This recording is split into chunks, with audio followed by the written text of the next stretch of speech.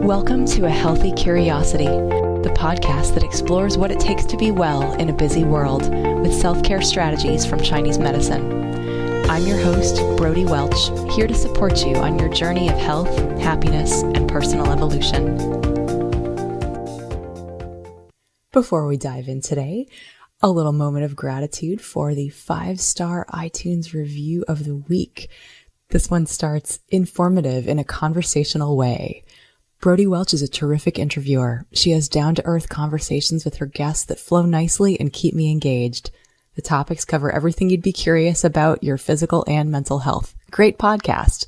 Thank you so much, Mel Hereford, for taking the time to review the show, because this is the way that the show grows and I can continue bringing you useful content week after week. If you appreciate A Healthy Curiosity, I'd love for you to head over to iTunes and hit the rate and review button and let me know what you think of the show. Perhaps I will feature you at the top of a future episode. Welcome to today's show. I'm your host, Brody Welch, and with me today is my friend from Australia, Alexx Stuart, who has been a guest on A Healthy Curiosity long ago. We did an episode on her big work is helping people to live a life with fewer toxins and healthier living, healthier environment, healthier homes, healthier kids, recipes, all sorts of stuff that she's got available. She is a woman who is someone who I just really appreciate her genuineness, her sincerity, as well as just all of the rock solid, useful, practical information that we can all use to mitigate the harm of just being alive on planet Earth in the 21st century. So today we're gonna talk a bit about toxins. We're also going to delve into Alex's personal story and why she's so passionate about doing what she does, and how we can bring our lives into greater alignment with our values of health from a planetary perspective and a personal perspective. So Alexx, thank you so much for joining me today. It's lovely to have you back. It's a pleasure to be back. Thanks, Brody. You are working on something big right now, and I'm wondering if you're willing to share a little bit of that with us. You've got a major project that you've been working on for a while, and it's about to be unveiled. Yes. So very shortly in the world will come the book that I worked on for most of the second half of 2017 and into earlier this year as well, called The Low Tox Life.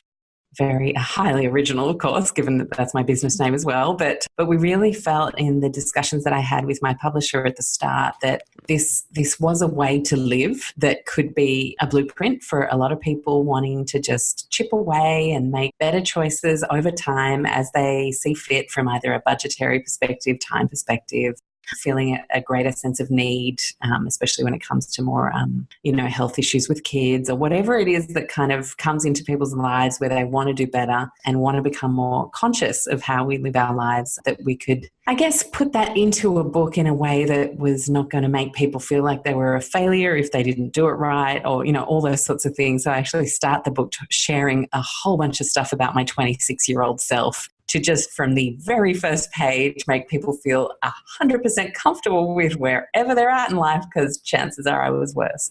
So what was your 26-year-old self like? Well, at the time I was bartending in nightclubs and, having a good few drinks every night, and I smoked a pack a day of cigarettes, and, I used to microwave those pasta meals and all sorts, like just, a whole bunch of stuff, which is just actually just an incredibly normal life if you look at general population studies. Sure. But so that actively ingesting toxins willingly on a regular basis. Very much so. Yeah. Mm-hmm. But I guess not consciously. Actively, yes. Consciously, no. Because I'm a very pragmatic person, and the minute that I have really good hard facts and data, I am very motivated to change. There are some people that just need the science, and I'm definitely one of those people. And I'm fine with precautionary science, because a lot of, removing toxins from our world is precautionary. There isn't necessarily scientific consensus on a lot of the things we talk about wanting to steer clear of. There's still people arguing about plastics and whether we can store food in plastics. There's still people arguing about really how bad these endocrine disruptors are, or really is this whole GMO thing that big a deal when we're all doing, all eating these foods and seem to be okay.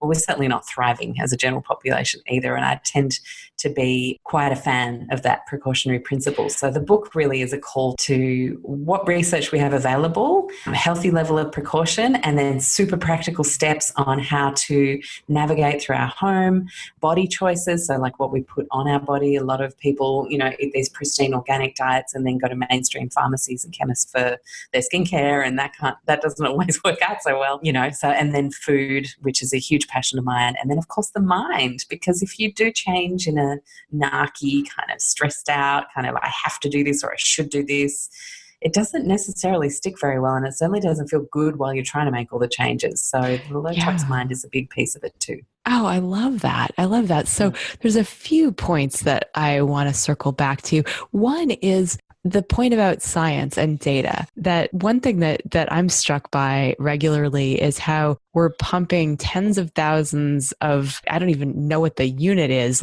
tons of chemicals into the environment every year. And there is no sense of basically there's this, well, we don't know what's causing what, when we study this one chemical in isolation, it doesn't seem to have any effect. Well, it's like, and how about multiplying that out? And all of these things that we are not exposed to just one, we're exposed to all of these in this synergistic way, all of which the liver has to filter out, all of which our body has to make sense of.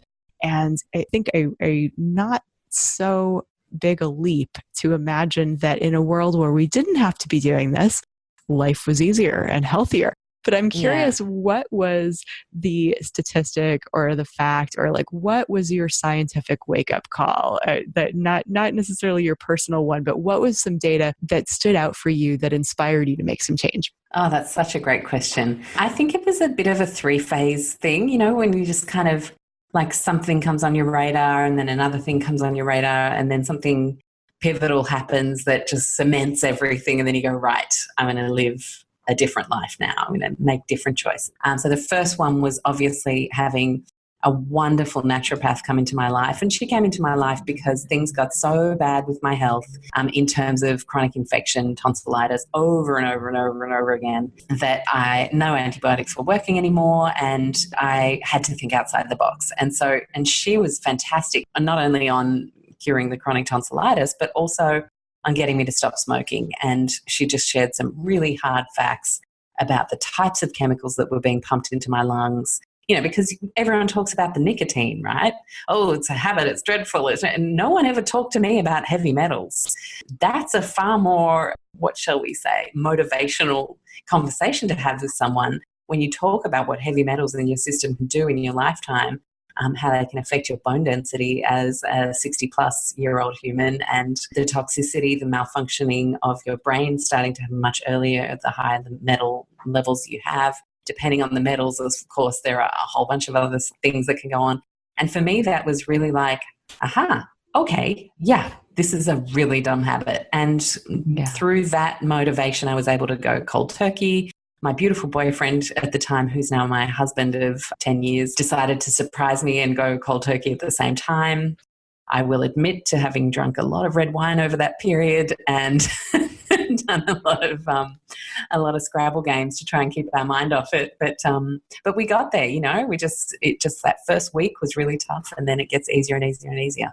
And so I was kind of hooked on the curiosity of, well, what else can I do? I don't smoke now. I'm sure but not in an OCD kind of obsessive way. I need to change everything, but more like a curiosity. I wonder what else I could tighten up here. I wonder what else I'm being exposed to. And it was was my first real wave of becoming more conscious of what I was choosing to bring into my life in general. And that included choosing to put in my shopping basket. And what I discovered over the following years, which was all sort of very much cemented by then having a beautiful baby boy that I didn't want anything nasty to come near him as much as possible, was really starting to understand, based on some of the research coming out from, some wonderful Canadian environmental scientists who, the guys who wrote Slow Death by Rubber Duck, one of my favorite books, doing all these experiments on themselves with these daily products and illustrating just what happens to your blood levels when you eat 3 cans of tuna in a day, or you use all the super smelly fake fragrance shampoos and air fresheners and all those sorts of things, what happens? And it just made me kind of go, oh my gosh,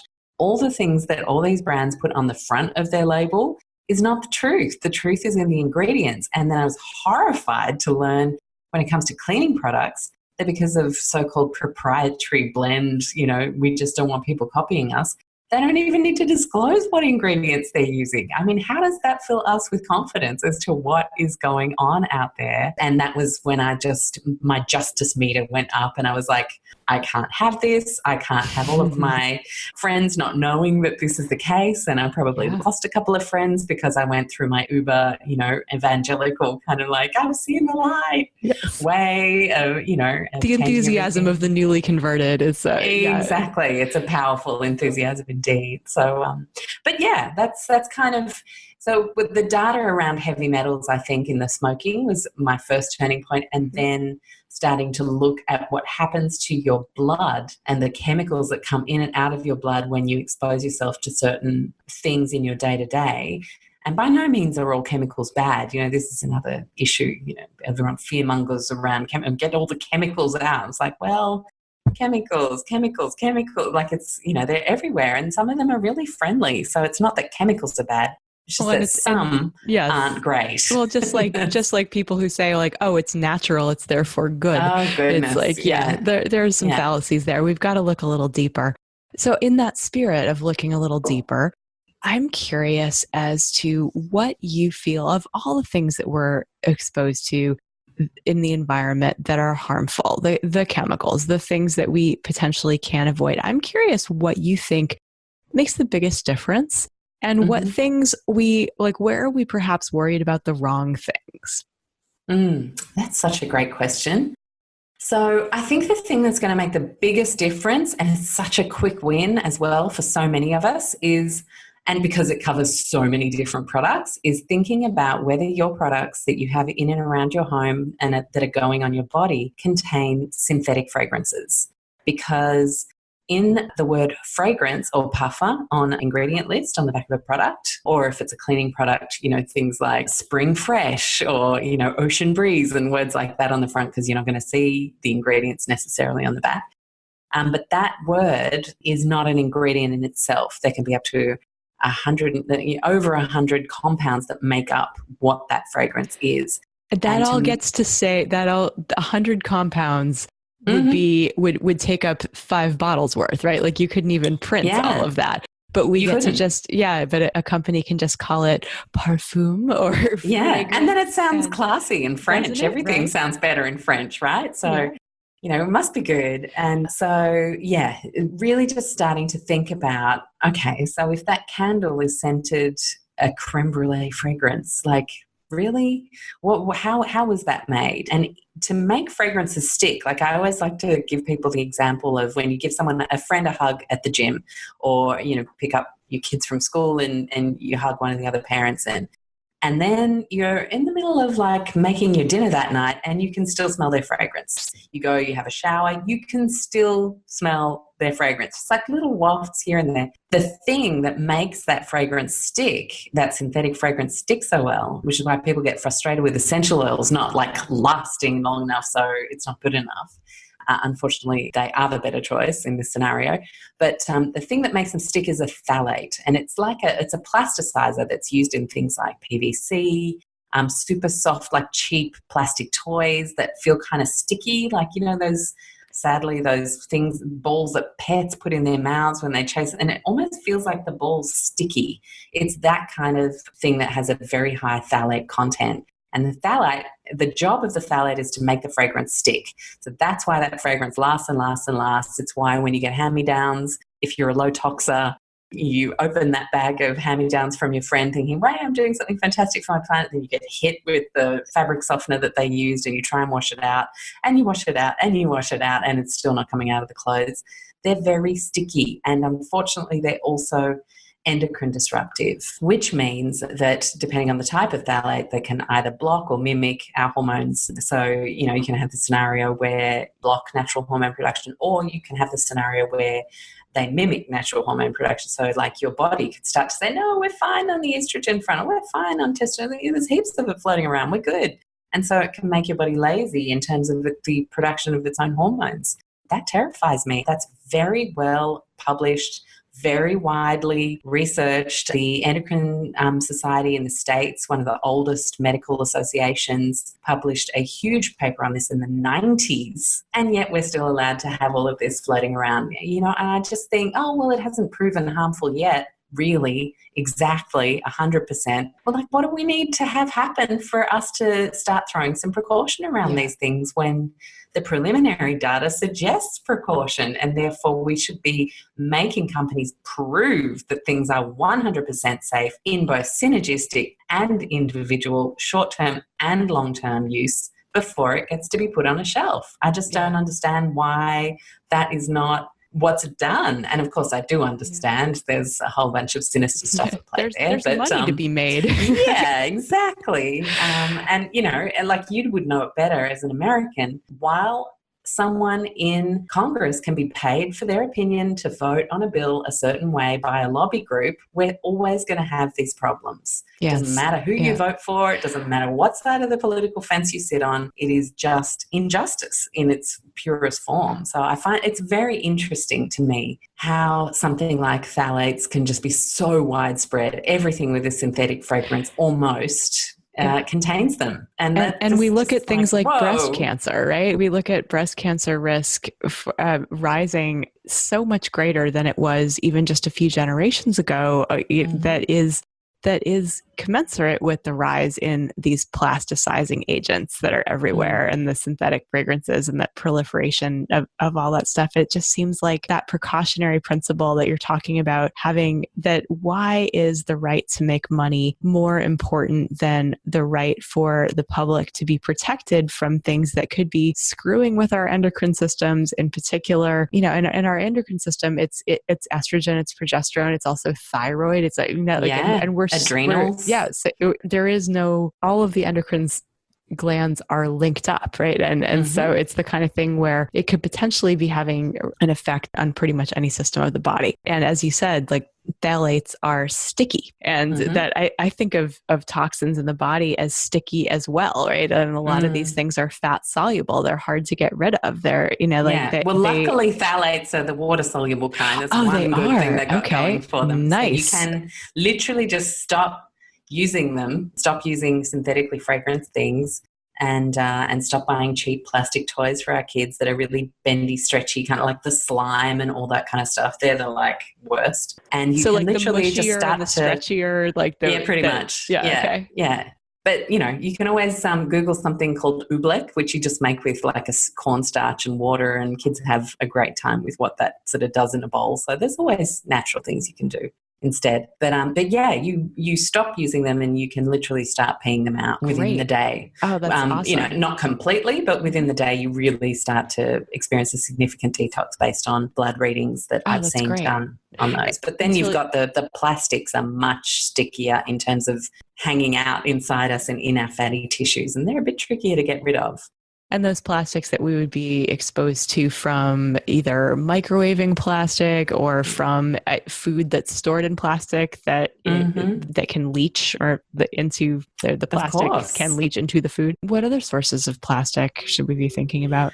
Well, bottled water, which is an environmental disaster, of course. But, everyone sees their little alkaline water label and goes, oh, my God, I'm doing something amazing for my body. This is fabulous. And it's just like, no, unfortunately, you're not. Because if you think about it, and I was actually just walking to a wonderful Chinese medicine practitioner and energetic healer that I have here that I've had on my show recently, Tracy McMullen. You would love her if you want to listen back to that show. She's great. I will. And I was walking to have an appointment with her.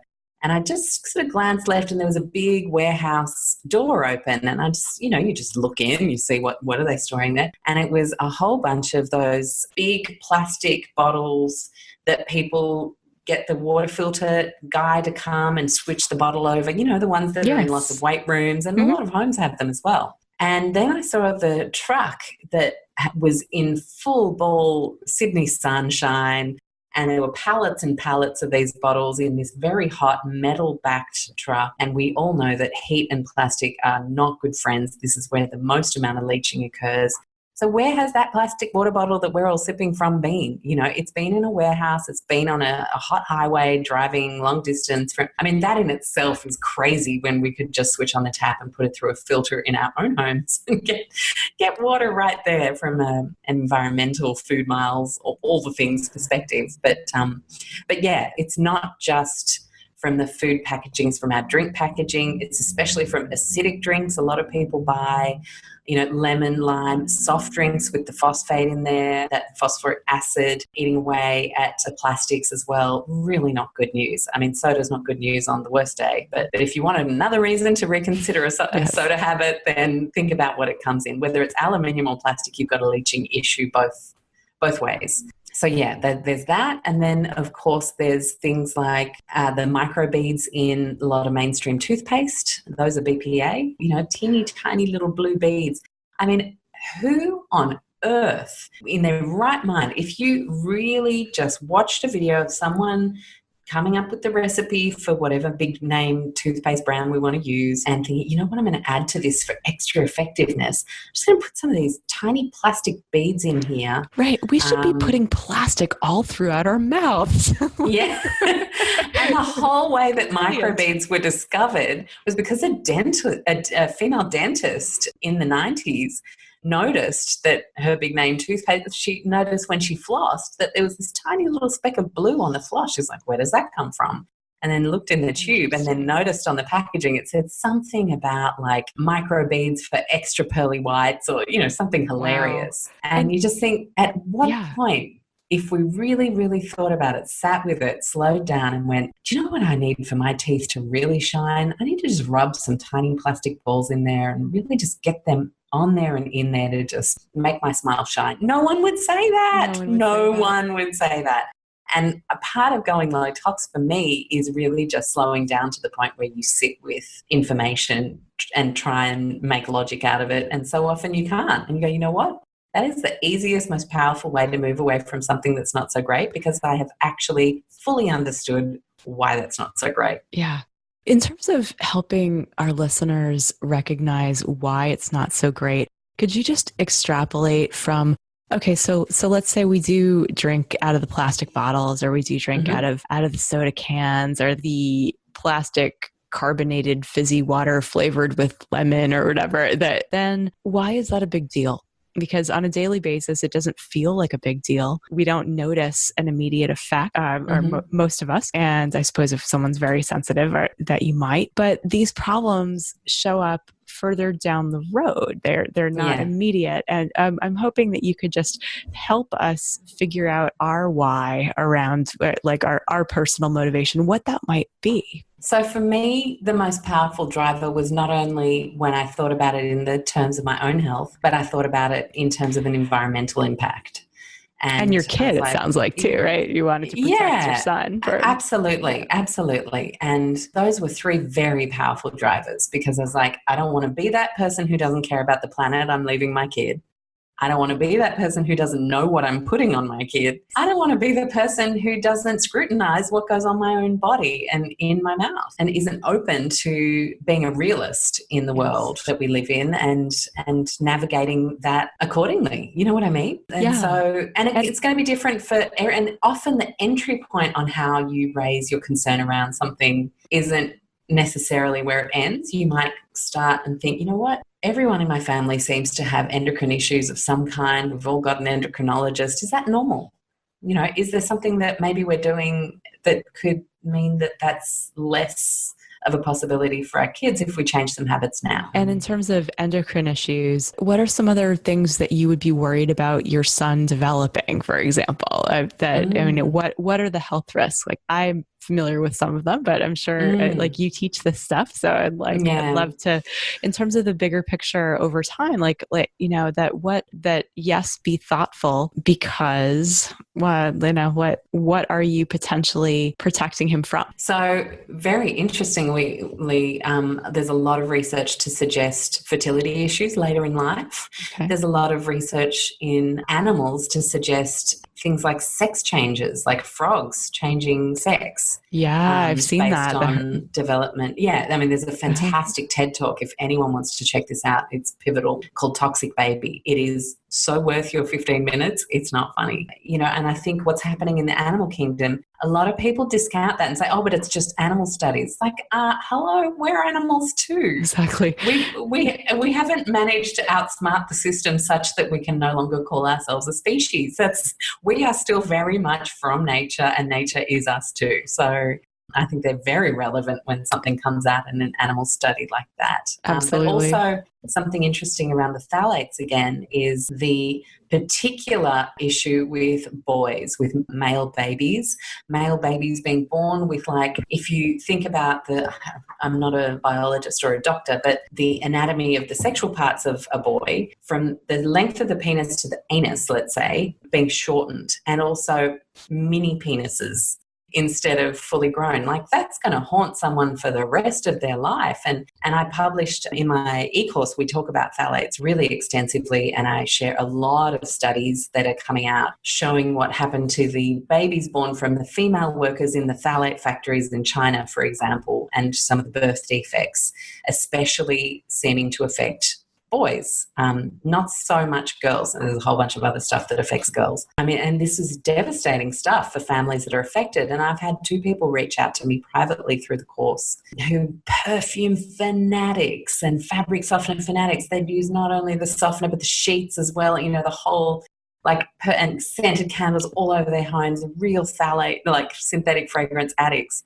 And who have reached out and said, I can't explain to you how much everything makes sense now and how horrible I feel in now knowing this and knowing the life that I have lived and knowing that my son has these anatomical differences. And, that's only N equals 2. That's not a huge amount of people. But at the same time, it's happening more and more. And it is every child's birthright to be born healthy. And it's not always a perfect scenario. I had an emergency Caesar myself, and my son had failure to breathe for a couple of days. It's not always all perfect, but, there are so many things we can do to maximize our chances of a better, healthier pregnancy, birth, conception. Preconception is such an important time. And all of these things. And I think that's a huge driver for people when they start to realize how big this is. If this is actually going to affect your kid's ability to have kids one day, then you might make some different choices, just as a precaution, even if science is still fighting amongst itself and the skeptics are all saying that they're all quacks and the quacks are all saying, but the system, everyone can fight all they want. But if there's some research to suggest that caution is advised, then I'm going to go with that personally. Me too. Yes. And you, in talking about the kids and the effects on the next generation, that you're super motivated to provide this natural environment for your son to grow up in.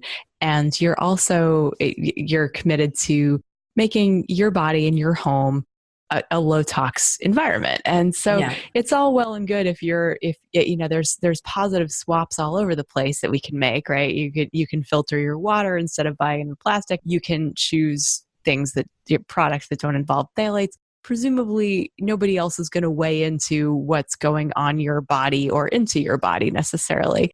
But I'm curious, in your role as a parent, if your kid has other ideas about, is there resistance or an objection to this way of being? Does he miss out on micro beads in his toothpaste? Or I don't know what the kids are doing. He's been devastated about that, Brody. Packets right now.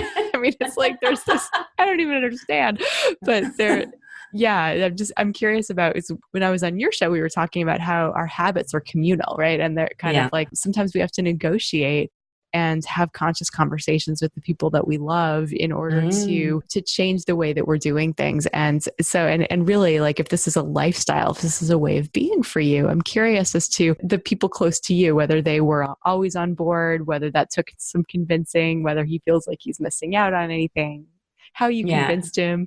I'm curious. Yeah, cool. So it was so funny. I actually bumped into a friend at the shops this morning, and she was with her little niece, who she looks after a couple of mornings a week. And her little niece is nearly 2 now. And it was food marketing in motion. It was unbelievable what I saw. So we were even in, like, it was a healthy, whole foodie type, your equivalent Whole Foods here. And yet we stopped to talk just outside the chocolate aisle. This little lady gets out of her pram, goes straight to the bottom shelf, because that was her eye level, and the little monkey packets of chocolate that were all lined up along the bottom shelf, because that was shiny and exciting and there was a cute monkey. And I was just like, far out. It starts so early, this attraction and this subliminal marketing to us about what we need to feel good about ourselves, or our sense of fun, a sense of joy, sense of gifting other people things that they're going to find fun and joyful. And I was just like, oh my gosh, and I said, you know what? Nah, yucky junkie. And it reminded me of when I had a little one myself. He's nearly 9 now, but before he could speak, I would explain that there are companies that are very clever and put brightly coloured pictures and pictures of cute animals to try and make us buy things, but we're smarter than that. And I would always say that, and I would always use super positive, exciting, beautiful, attractive language around fruits, vegetables, regenerative meats, eggs, fish, sustainably farmed, nuts, seeds, and a few grains that we eat. And that's kind of like the bulk of our food mix. And would use like, icky yuck, no, we don't want that, about like other things. So he would already kind of have an understanding of what was like weird and what was like real and delicious and yum, just from osmosis. That's like so cool. So you were really able to instill the kind of culture that you wanted him to be raised in, with that psychological, we're smarter than this. Like they're trying to manipulate you. And it's not mom saying no. I think that is the most important takeaway for everybody out there listening, because we feel bad. They feel like they need to arc up and revolt against our no. The older they get, it gets worse. But if you don't say no, you say, actually, let's look at this together, and let's, as they get older, and you can actually have a conversation. Just this morning, he comes out with a little dollar coin and he goes, Mum, do you mind if there's this icy pole at the canteen that everybody sometimes gets, and it's called a Zupa Duper. And I was like, if it's called a Zupa Duper, in my quiet voice, I was like, I can't wait to see what the ingredients of a Zupa Duper are. But I said, you know what? Why don't we just have a look? Maybe it's okay. Maybe it's not. Let's decide together. Let's investigate. So that it's us making an investigation into something together, instead of, no, you can't. I mean, that is never going to do us any favors as parents, because we're also just not letting them into the conversation. And our whole job as a parent is to raise people who can think for themselves. People who think for themselves aren't people who were just told yes and no. They're people who were brought into the conversation. So we looked at this thing online, and it had 3 different types of sulfite preservatives, 5 different types of synthetic colours.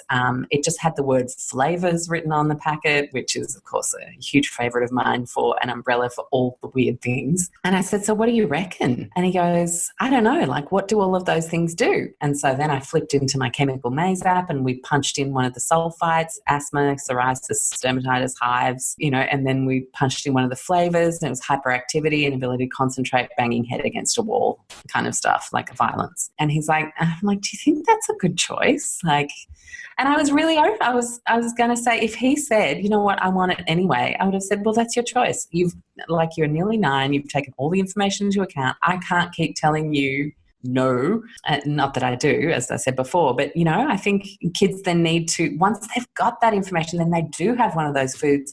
It's not guilt. It's like a sense of, I get to observe for myself. Actually, I felt crap after that bright blue icy pole thing that I had at school, and I couldn't concentrate all afternoon. What's up with that? Because you gave them the information, you planted the seed that science knows what this has a tendency to do to kids. and then they're looking out for it so they can confirm it for themselves. And that is so powerful when you are raising a critical thinker. My Absolutely. job is to raise a critical thinker. I love that. And it's so true that there is inevitably, yes, you want them to think for themselves. Inevitably, they will reject the things that are because I said so. And it's so much more powerful when they've been able to do those experiments in their own bodies and see the results. And that's right. That's something that I've witnessed in my role as a step parent.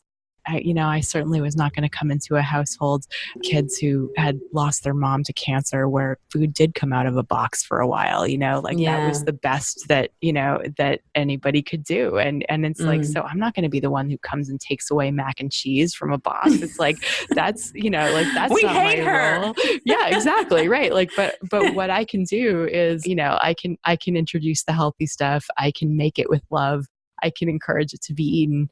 And then, I have similar memories of, the overindulgence at a birthday party and feeling like absolute crap and thinking, I'm so glad we don't eat like that every day, and it's like, this is coming from, I don't remember how old my kid was at that point, but young, probably around 9 too, like just that realizing, choices, consequences, this doesn't feel good. And exactly. And you know what? They might hit their teenage years and go to McDonald's with a whole bunch of friends a few times and Pizza Hut and whatever, like, just because tribe is so important. And I honestly believe that if you've set a rock solid foundation around, what the picture of success looks like, they'll come find it again. They'll know that it's not serving them to eat the way they eat for too long, or more than the off chance when they just don't have a better choice that they can make in that situation, but they want to hang out with their friends.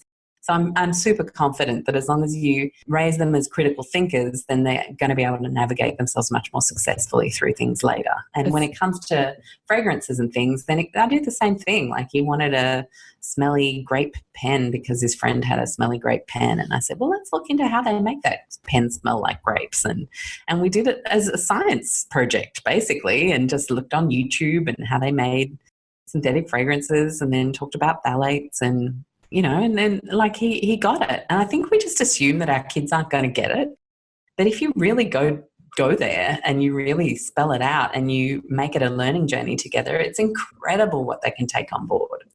It's, I think, almost easier for kids if you have been raised like that, because I can think of many adult patients of mine who, as you were describing, they eat the pristine diet. They, they have this consciousness around what's going into their body, but not necessarily onto their body, because they are the people who my office smells like synthetic perfume when they leave. And it's the kind of thing where maybe it's like there's an association or there's an attachment at that point, which is harder to break than if you never got started in the first place.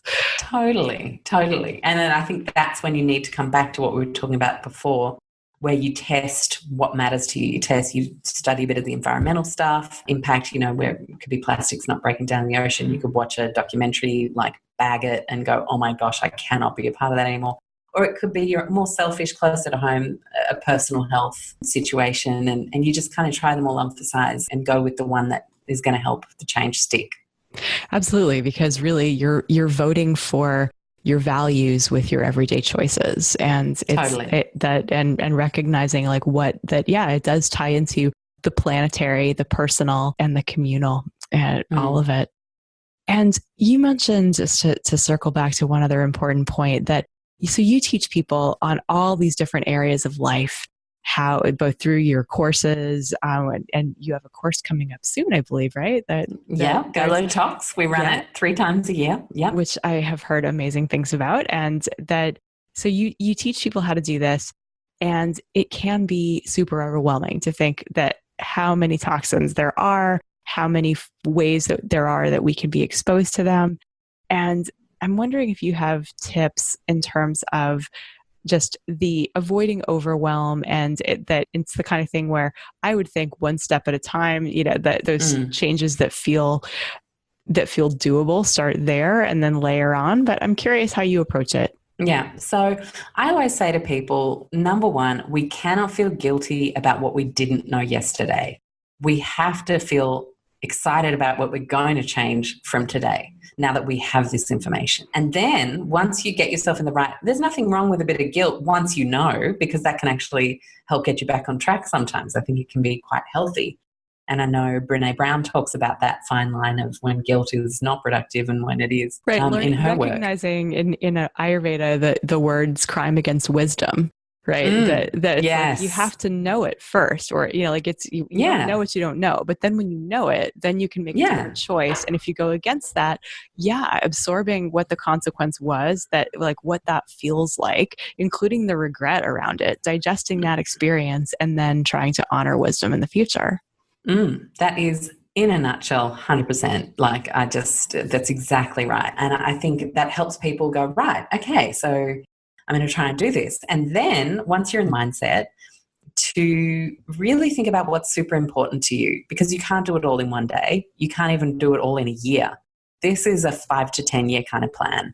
And then even then, there are going to be times when everybody's having fish and chips at the beach and there's nothing else to eat and you're miles away from home and you think, today it's vegetable oil and I'm okay with that. It's the best choice that we can possibly make here, and look at all the amazing choices we make at every other possible meal of the week.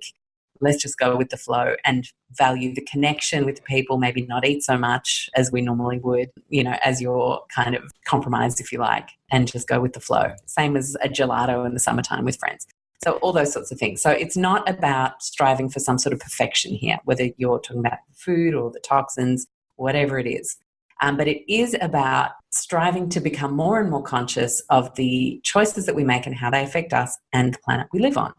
And if we just go by that, then we can go with our majority game. And the majority of the time, we incorporate more and more and more as we see fit, budget time-wise, and sort of mental capacity wise. If it's a crazy busy week and your kid's the lead in the school play and ferrying 3 other kids to soccer games all over the place, that's not going to be the best time for you to go ninja on DIY beauty and get all sort of.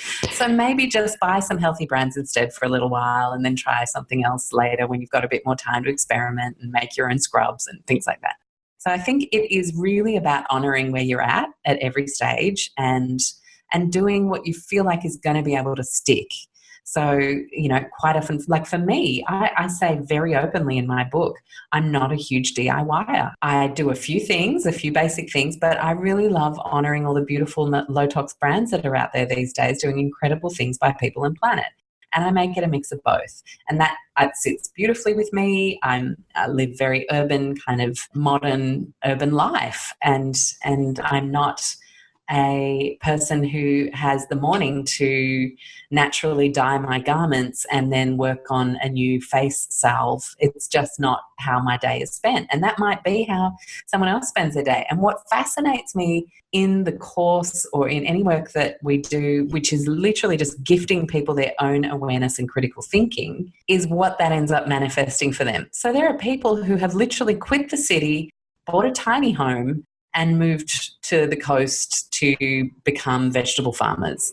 And then there are other people who just really happy knowing that their lipstick's not going to have lead in it anymore and their face cream doesn't have phthalates, and every size in between. So there's no version of perfect in this. It's just awareness and critical thinking, and then taking on, as you see fit over time, what you want to actually achieve. And it's really that simple. Yeah, and that actually feels really good to live in accordance with your values and not trying to adopt some ideal set of this is what a perfect low tox life looks like, and because that's not what it's about. We'll make sure that we put in the show notes a link to your course so that people can find their way there if they are interested. And the book comes out when? And it's called The Low Tox Life, and it comes out in May, correct? Yeah. And it comes out end of June. But I believe any day now pre-orders are going to be possible. So if people just want to keep in touch with probably our site, lowtoxlife.com,